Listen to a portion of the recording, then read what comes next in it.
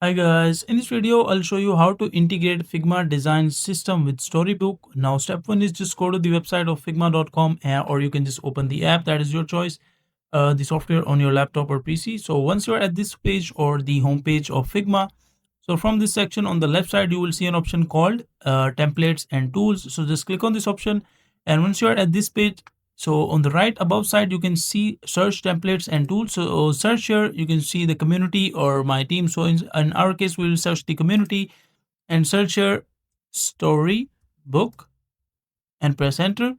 And it will basically give you the templates that are already made. As you can see, like there are multiple templates, storybook, connect guide, and there's another one. Now make sure to choose the storybook that you want to use or the customize.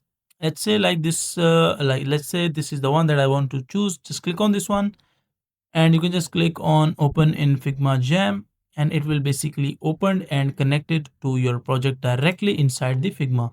So that is a simple and easy process of how you can do it. Now make sure to like the video and subscribe to the channel if you find this video useful.